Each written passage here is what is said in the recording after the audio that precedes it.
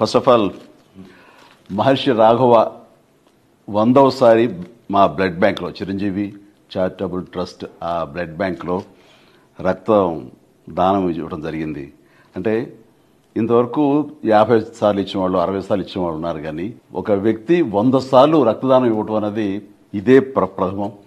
ఇలాంటి సందర్భంగా మా మహర్షి రాఘవని మనస్ఫూర్తిగా మా ఇంటికి ఆహ్వానించి నేను అభినందించడం నాకు ఎంతో సంతోషం కలిగిస్తుంది. సో నిజంగా చాలా గ్రేట్ రాఘవ. అంటే మేము బ్లడ్ బ్యాంక్ ఫస్ట్ టైం పెట్టినప్పుడు మురళీమోహన్ అన్నయ్య ఉన్నారు అక్కడ. ఫస్ట్ బ్లడ్ డొనేట్ చేసింది అన్నయ్య, ఆ తర్వాత అదే రోజున మీరు ఇవ్వడం జరిగింది. అప్పటి నుంచి ఈ రోజు వరకు కూడా క్రమం తప్పకుండా మీరు 100 సార్లు ఇవ్వటం అనేది ఆషామాషి విషయం కాదు.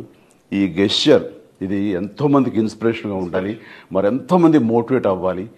అండ్ ఈ రోజున రక్తం కాపాడబడి ప్రాణాలు నిలబెట్టుకునే వాళ్ళు ఎంతోమంది ఉన్నారు. ఇలాంటి దాతలు ఇవ్వటం వల్లనే అది సాధ్యమైంది. Very happy. రైట్.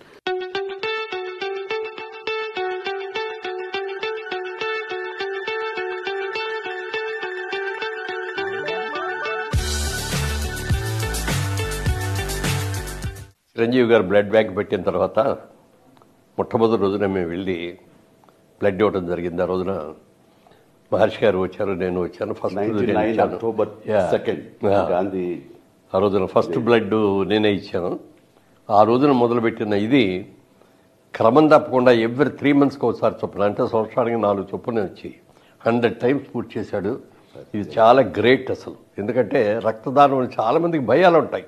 అమ్మో రక్తం తీసేస్తే మనకు నీరసం వచ్చేస్తే పడిపోద్ది, కళ్ళు తిరిగిపోతాం. అది ఏమీ కాదు. ఎస్పెషల్లీ ఎండాకాలంలో అసలు ఎవరు. ఇది ఆల్మోస్ట్ ఏప్రిల్ అండ్ ఇంత హాట్ సమ్మర్ లో తను ఇచ్చాడంటే అదన్నీ కూడా మూఢ నమ్మకాలు అని మరొకసారి నిరూపించాడు. నూతులోంచి నీళ్లు తోడిని కొద్దీ కొత్త జలం ఎట్లా వస్తుందో రక్తదానం చేసిన తర్వాత బ్లడ్ కూడా జనరేట్ అట్లాగే అవుతుంది.